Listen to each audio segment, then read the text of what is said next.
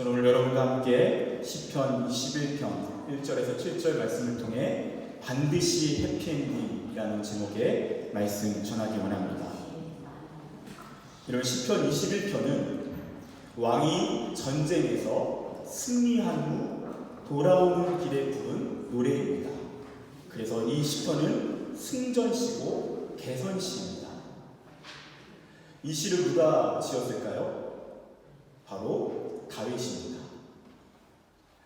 오늘 저는 여러분과 함께 지난주에 이어서 동일하게 다윗의 시를 통해서 함께 말씀을 전하기 원합니다. 네, 여러분, 지난주의 설교를 기억하시는 분은 오늘 이 시편의 고백을 들을 때에 조금은 놀랍게 느껴지실 것입니다. 왜냐하면 지난주의 설교의 시편 13편과 오늘 21편은 정반대의 분위기에 있기 때문입니다. 혹시 지난주 설교 기억하십니까? 다윗은 굉장한 고통과 절망 가운데 있었습니다. 왜 그랬었죠? 특별히 세 가지 이유가 있었습니다. 첫 번째는 원수들 때문이었습니다. 다윗은 너무나도 많은 사람들이 자신을 쳐서 죽이려고 하는 그런 고통에 시달렸습니다. 그가 처음에 가졌던 고통은 인간관계로 인한 고통이었죠. 두 번째는 몸과 마음의 질병으로 인한 것이었습니다. 정확히 어떤 질병인지 모르지만 그는 내가 사망의 잠에 취할까 두렵습니다 라고 고백했습니다. 내가 언제 죽게 될지 모르는 그러한 질병 가운데 시달린다는 고백입니다. 세 번째는 이 고난이 끝이 보이지 않았기 때문입니다. 그래서 그는 가장 많이 하나님께 고백했던 고백은 하나님, 어느 때까지입니까? 내가 언제까지 이 고통에 시달려야 합니까? 그가 가장 많이 외쳤던 고백은 어느 때까지입니까? 였습니다. 그런데 오늘 이 시편의 고백은 전혀 다른 고백으로 우리에게 들려집니다. 시편 13편의 고백이 탄식시였다면 오늘 이 시편은 그야말로 승전시입니다. 그의 삶 가운데 놀라운 변화가 일어났던 것입니다. 여러분, 시편 13편에 다윗이 느꼈던 그 고통을 통해서 하나님께서 어떻게 응답하셨는지 하나하나 살펴봅시다. 먼저 1절에 이렇게 나와 있습니다. 여호와여, 왕이 주의 힘으로 말미암아 기뻐하며 주의 구원으로 말미암아 크게 즐거워하리이다. 여러분, 다윗은요, 그 모든 원수들로부터 하나님이 나를 구원하셨다고 고백합니다. 여기서 구원이라고 하는 단어는 승리라는 단어로 번역됩니다.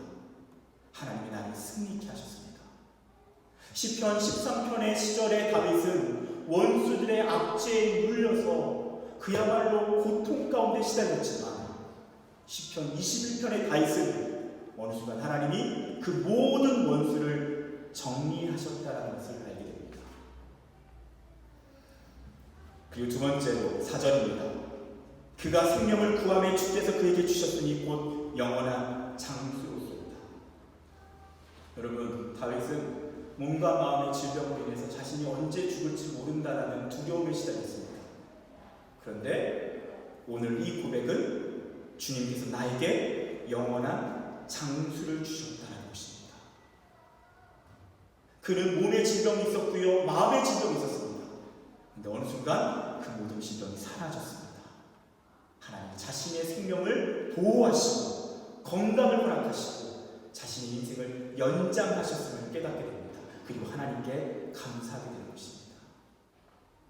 그리고 6절입니다. 그가 영원토록 지극한 복을 받게 하시며 주 앞에서 기쁘고 즐겁게 하신나이다. 여러분, 끝이 보이지 않던 고난, 어느 때까지입니까? 어느 때까지입니까? 어느 때까지입니까? 어느 때까지입니까? 무려 4번에 걸쳐서 시편 13편에서 탄식했던 그 다윗의 절규를 하나님 나를 이렇게 인도하셨습니다. 하나님 나에게 이렇게 놀라운 복을 베푸셨습니다. 나를 기쁘게 하시고 즐겁게 하셨습니다. 놀라운 인생의 반전을 노래하고 있습니다. 그는 광야에서 거하였지만 지금은 궁전에 거하고 있습니다. 그는 목동의 시절을 보냈지만 지금은 왕의 자리에 있습니다. 그는 도망자 신세였지만 시편 21편의 다윗은 승리자의 노래를 부르고 있습니다. 시편 30편 11절 주께서 나의 슬픔이 변하여 내게 춤이 되게 하시며 나의 베옷을 벗기고 기쁨으로 띠띠우셨나이다. 할렐루야, 할렐루야, 할렐루야. 하나님 어떤 분이십니까? 우리의 슬픔이 변하여 춤으로 변화시키시는 분이 있습니다. 다윗과 같이 고통 가운데 있는 여러분, 하나님께서 이렇게 인도하십니다. 다윗은 과거의 시간을 회고할 때에 지금 자신이 누리고 있는 이 기쁨이 감당할 수 없는 은총이었을 것입니다. 하나님께서 저와 여러분의 슬픔을 변하여 춤이 되게 하시고 우리의 슬픔의 베옷을 벗기고 기쁨의 옷을 입혀주실 줄 믿습니다. 그것이 하나님의 약속이고 하나님의 능력입니다. 독립운동가들의 항일투쟁을 다룬 영화 암살이라는 영화가 있습니다. 많은 분들이 보셨을 것입니다. 그 영화를 보면 마지막에 이런 유명한 장면이 나옵니다. 여성 독립운동가인 안호균이라는 사람이 변절하고 친일파로 변신한 염석진이라는 사람에게 마지막에 이렇게 묻습니다. 왜 동지를 팔았나? 그러자 변절자 염석진이 이렇게 대답합니다. 몰랐으니까. 해방될 줄 몰랐으니까. 알면 그랬겠나. 여러분, 그는 자신의 살아가는 조국에 해방이 올 줄 몰랐습니다. 그가 그것을 알았다면 끝까지 그가 갔던 그 독립을 위한 투쟁의 길을 걸어갔을 것입니다. 그것을 몰랐기 때문에 변절했습니다. 사랑하는 여러분, 저와 여러분의 하나님께서 반드시 해방의 날을 주실 줄 믿습니다. 아멘. 하나님께서 반드시 우리의 인생 가운데 슬픔이 변하여 기쁨이 되게 하실 것입니다. 그때까지 여러분 믿음에 변절하지 않고 예수 그리스도를 믿음으로 하나님을 의지함으로 저와 여러분의 인생을 완주할 수 있기를 축복합니다. 그렇게 믿음의 길을 걸어갈 때에 변절하지 않고 하나님만을 의지하며 나가는 그 인생 가운데 하나님께서 반드시 해방과 자유의 날을 주실 줄 믿습니다. 그것이 오늘 시편에서 다윗이 고백하고 있는 하나님의 은혜입니다. 여러분, 오늘 말씀에서 또한 놀랍게 다윗은 자신의 삶을 회고해 보면서 자신이 그 처참한 시절을 어떻게 돌아와서 어떻게 살았는지를 생각해 보면서 그는 그때 하나님은 무엇을 하고 계셨는지 깨닫습니다. 시편 13편의 다윗은 하나님은 어디 계십니까? 하나님 어디 계십니까? 하나님 무엇하고 계십니까? 왜 침묵하십니까? 그렇게 탄식했던 다윗이었습니다. 그런데 하나님의 은총을 경험한 하나님이 자신의 삶에 해방의 날을 주신 것을 깨달은 후 그 순간에 그 시절에 하나님은 무엇을 하셨는지를 그는 깨닫습니다. 그 고백이 3절에 나와 있습니다. 3절 주의 아름다운 복으로 그를 영접하시고 순금관을 그의 머리에 씌우셨나이다. 여러분, 여기 말씀에서 영접하셨다라는 이 부분이 참 중요합니다. 주의 아름다운 복으로 그를 영접하시고 다윗을 영접하셨습니다. 이 영접하셨다는 단어는 카담이라고 하는 히브리어입니다. 카담. 근데 이 카담이라고 하는 단어에는 또한 어떤 뜻이 있는가? 앞서가다라는 뜻이 있습니다.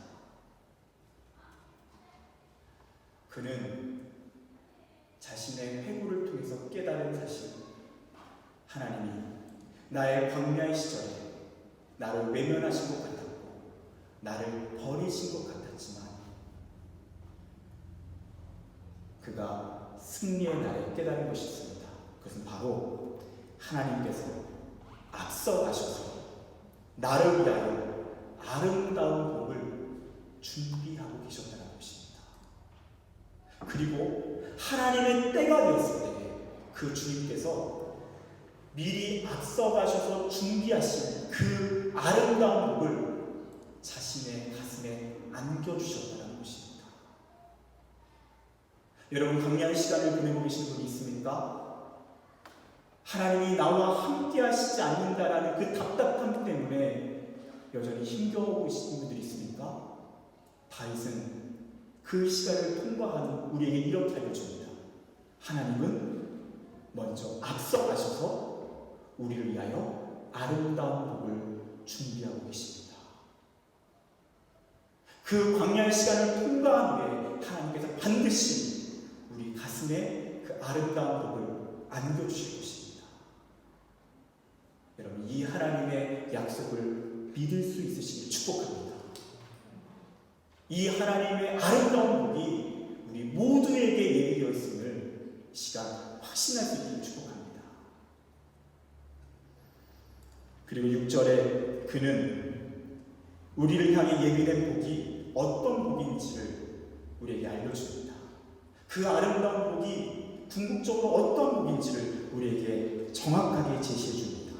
우리 6절 말씀 한번 마지막으로 함께 읽어봤으면 좋겠습니다. 한번 주보를 찾으셔도 좋고요. 성경책을 펴셔서 21편 6절 말씀 함께 읽겠습니다. 시작. 그가 영원토록 지극한 복을 받게 하시며 주 앞에서 기쁘고 즐겁게 하시나이다. 아멘.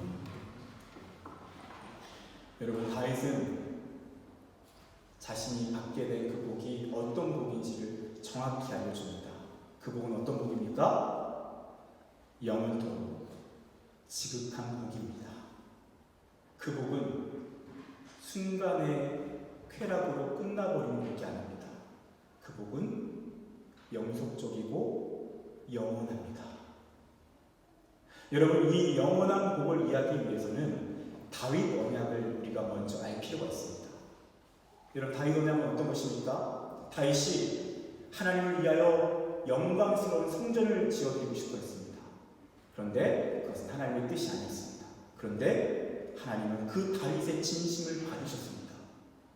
그 다윗의 하나님을 향한 사랑을 하나님께서 발견하시고 그와 언약을 맺으십니다. 그 언약이 다윗 언약입니다. 사무엘하 7장 16절 내 집과 내 나라가 내 앞에서 영원히 보존되고 내 왕위가 영원히 견고하리라. 아멘. 이것이 다윗을 향한 하나님의 언약이었습니다. 그 언약은 너의 왕위가 자자손손 영원할 것이고 그리고 너의 나라가 영원한 나라일 것이다 라는 약속입니다. 그리고 이 약속은 계속해서 흘러 진행됩니다. 그리고 마침내 다윗의 자손 되신 예수 그리스도를 통해 성취됩니다. 그 예수 그리스도가 바로 다윗의 언약 가운데 그 영원한 왕, 그 영원한 왕으로 예수께서 오십니다. 그리고 그 예수 그리스도를 통해서 영원한 나라가 우리에게 펼쳐집니다. 그 다윗의 자손 되신 예수 그리스도를 믿는 자에게 그 영원한 왕 되신 예수가 우리의 구원자가 되시고 그분은 저와 여러분에게 영원한 나라를 상속으로 유업으로 주신다라고 약속하십니다. 그것이 성경에 약속되어진 영생의 복인 줄 믿습니다. 그것이 하나님 우리에게 예비하신 영원한 나라, 하나님의 나라, 천국의 약속인 줄 믿습니다. 여러분, 그렇기 때문에 우리가 예수 그리스도를 믿음으로 하나님만을 의지하며 살아갈 때 우리는 우리의 왕 되신 예수 그리스도를 믿음으로 말미암아 그 영원한 나라, 하나님의 나라, 그 천국을 유업으로 받게 됩니다. 이것이 하나님의 약속입니다. 그렇기 때문에 예수님을 믿고 따르는 여러분, 하나님만을 의지하며 살아가는 여러분, 제가 감히 여러분의 인생의 결론을 말씀드리겠습니다. 그 결론은 무조건 반드시 해피엔딩입니다. 왜냐? 저와 여러분의 인생 가운데 예수 그리스도로 말미암은 영원한 나라, 영원한 생명, 부활의 영광, 우리가 그토록 그리워하는 그 주님과 영원히 눈물도 없이, 더 이상 슬픔도 없이 영원히 살아갈 그 나라가 예비되어 있기 때문입니다. 그리스도인은 자신의 인생이라는 소설의 결론이 해피엔딩이라는 것을 알고 살아가는 사람들입니다. 이 놀라운 저와 여러분의 인생의 결론이 우리에게 절대적인 희망을 주는 줄 믿습니다. 이것이 우리의 변하지 않은 희망입니다. 아무리 인생의 과정 안에 쓰러짐이 있고 넘어짐이 있고 사망의 골짜기가 있고 말로 다 표현할 수 없는 수치스러운 순간들이 있을지라도 우리의 결론은 영광이고 승리고 부활이고 영생이고 영원한 나라일 줄 믿습니다. 이것이 하나님의 약속입니다. 현존하는 최고의 신학자 중 독일 신학자 위르겐 몰트만이라는 분이 있습니다. 이분은 20세기를 대표하는 신학자입니다. 이 몰트만이라는 신학자의 신학을 한마디로 정의하면 희망의 신학입니다. 우리의 신앙의 본질은 희망이라는 것입니다. 근데 놀랍게도 그의 신앙은 역설적이게도 절망의 자리에서 시작됩니다. 그가 18세 때 독일군 병사로 징집되어 제2차 세계대전에 투입됩니다. 자신의 눈앞에서 자신이 사랑하는 친구가 온몸이 찢겨 죽어가는 광경을 봅니다. 자신이 사랑하는 주민들, 이웃들이 한순간에 시체 더미로 변해버린 그 현장을 목도합니다. 그야말로 그가 살았던 그 시절은 생지옥이었습니다. 그 철저한 절망의 자리에서 그는 무신론자로 살아왔던 그는 처음으로 이렇게 외칩니다. 하나님, 당신은 어디에 있습니까? 나중에 그는 3년간 전쟁 포로의 생활을 하게 됩니다. 그 비극의 현장에서 그는 이렇게 고백합니다. 전쟁이 시작될 때까지만 해도 나는 게테와 실러의 아름다운 시, 독일 철학자들의 높은 이상을 흠모했다. 하지만 수용소의 처참함 속에서 그런 것들은 그 빛을 잃어버렸다. 그렇게 나의 내적인 세계도 완전히 무너져 내렸다. 왜 나는 살아있으며 내 옆에 친구들처럼 죽지 않았는가? 나는 살아남았다는 죄책감을 느꼈으며 계속 살아가야 할 의미가 무엇인지를 물었다. 무신론자였던 나는 밤마다 하나님을 찾는 자가 되었다. 아이러니하게도 무신론자였던 그가 하나님을 찾기 시작합니다. 하나님께 부르짖기 시작합니다. 하나님, 당신은 어디에 있습니까? 당신은 무엇을 하고 계십니까? 하나님을 향한 분노를 쏟아내며 그는 기도합니다. 그리고 그 분노 가운데 성경을 펴서 읽기 시작합니다. 근데 놀랍게 그는 마가복음을 읽던 중에 십자가에 달려 죽어가는 하나님을 보게 됩니다. 그리고 그 십자가에 죽어가는 하나님에 대한, 그 예수에 대한 이야기를 들을 때 그는 자신도 모르게 이렇게 고백합니다. 아, 이분은 우리를 이해할 수 있겠구나. 다른 사람은 모르지만, 다른 신은 모르지만 이분은 나를 이해할 수 있겠구나. 그분이 경험한 그 인생의 비극을 목도하면서 나의 비극과 그의 비극을 함께 공감하면서 그는 이분만큼은 나를 이해할 수 있겠구나. 그리고 그도 예수를 이해하기 시작합니다.